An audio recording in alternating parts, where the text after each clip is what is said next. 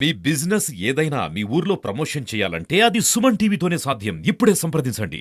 పేద ప్రజల కార్యక్రమం ఆనాటి ఇందిరమ్మ రాజ్యంలో కల్పించినటువంటి ఇందిరమ్మ ఇళ్ళు గ్రామ గ్రామాన ఊరూరు పేదవాళ్ళందరికీ నిర్మించేటటువంటి కాంగ్రెస్ ప్రభుత్వం గత 10 సంవత్సరాలుగా మనకు ఆ సౌకర్యం కలగలేదని, ఆనాటి ప్రభుత్వంలో పేదలకి గృహ సౌకర్యం కలగలేదని సాక్షాత్తు సోనియా గాంధీ గారు హైదరాబాద్లో పిసిసి అధ్యక్షులు రేవంత్ రెడ్డి గారి అధ్యక్షతన సిఎల్పి నాయకులు భట్టి గారి యొక్క ఆధ్వర్యంలో ఆనాడు కాంగ్రెస్ పార్టీ ప్రకటించినటువంటి గ్యారెంటీల్లో అతి ముఖ్యమైనటువంటి, మీరు కోరుకున్నటువంటి, మీకు అవసరమైనటువంటి పథకం ఇందిరమ్మ ఇళ్ళు.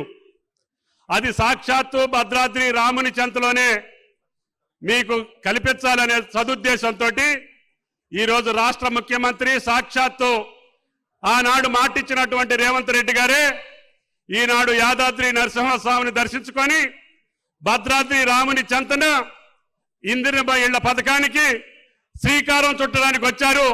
అది ఈ ప్రభుత్వం యొక్క లక్ష్యం అని చెప్పి మీకు ఈ సందర్భంగా మనం చేస్తున్నాం. భద్రాద్రి చరిత్ర, ఆ రాముని దయ వల్ల నాకు అనేక సంవత్సరాలుగా అనుబంధం ఉంది.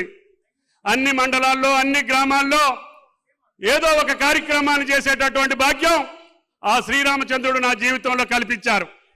తద్వారా ఈ భద్రాద్రి నియోజకవర్గంలో అన్ని మారుమూల ప్రాంతాలకి రహదారి సౌకర్యంతో పాటు, విద్యా సౌకర్యంతో పాటు, వైద్య సౌకర్యాలతో పాటు సాగునీటి సౌకర్యాల కోసం రూపకల్పన చేశాం. ఇంకా 1-2 పెండింగ్ లో ఉన్నాయి.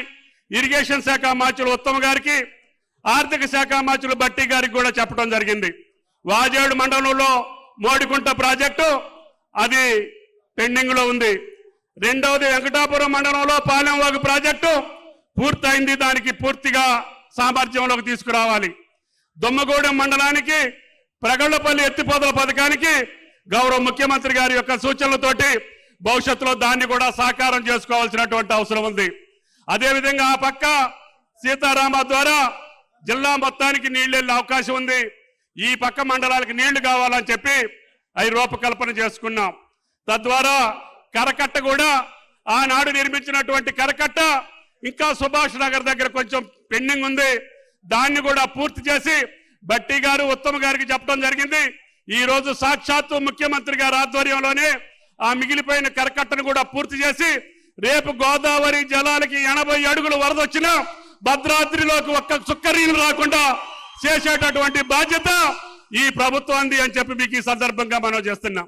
ఆ రకంగా కష్టాలున్నా, అప్పులున్నా, అధోగతి పాలు చేసిన, విధ్వంసం చేసిన అన్ని సంస్థలను చక్కబెట్టుకుంటూనే ఈ క్యాబినెట్, మీ క్యాబినెట్, కాంగ్రెస్ ప్రభుత్వం తప్పకుండా మీ ఆశలు నెరవేర్చడానికి చిత్తశుద్ధితోటి, నమ్మకంతో మేము పనిచేయడానికి సిద్ధంగా ఉన్నాం. కాబట్టి దయచేసి మీరు ఇచ్చినటువంటి ఈ ప్రభుత్వం మీకోసం, మీ సౌకర్యాల కోసం, సోనియా గాంధీ గారు ఇచ్చినటువంటి వాగ్దానం నెరవేర్చడం కోసం శాశ్వతమైనటువంటి పరిష్కారాలు, అది విద్యుత్ శక్తిలో అప్పు ఉంది, అది భట్టి గారి నెత్తనుంది. అదేవిధంగా సివిల్ సప్లైస్ లో అప్పు ఉంది, అది ఉత్తమ్ గారి నెత్తనుంది. మొత్తం భారం రేవంత్ రెడ్డి గారు మోయాల్సిన పరిస్థితి వచ్చింది.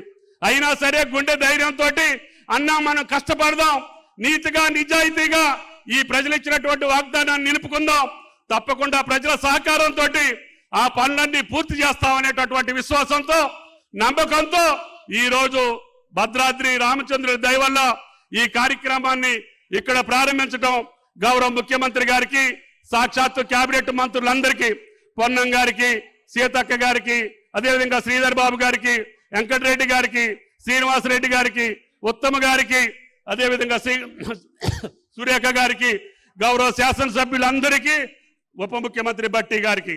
ఎందుకంటే ముఖ్యమంత్రి గారు వాగ్దానం చేసినా ఆయన తాళం తీయాల్సినటువంటి అవసరం ఉంది. కాబట్టి ఆనాడు రాజశేఖర్ రెడ్డి గారు చెప్పినవన్నీ రోషయ్య గారు ఎట్లా ఇచ్చారో ఆ రకంగా భట్టి గారు ఇవ్వాల్సినటువంటి అవసరం ఉంది. ఓడికి వెళ్ళకూడదు.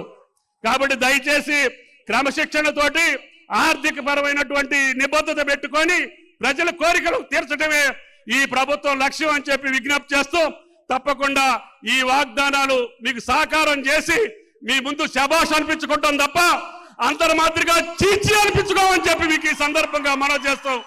సమయం లేదు, తక్కువ ఉంది. ముఖ్యమంత్రి గారు మళ్ళీ బహిరంగ సభను అటెండ్ చేయాలి. తర్వాత లైటింగ్ కంటే ముందే హైదరాబాద్ కావాలి కాబట్టి మీరెవరు అపార్థం చేసుకోవద్దని చెప్పి విజ్ఞప్తి చేస్తూ మీ దగ్గర సెలవు తీసుకుంటున్నా. జై కాంగ్రెస్.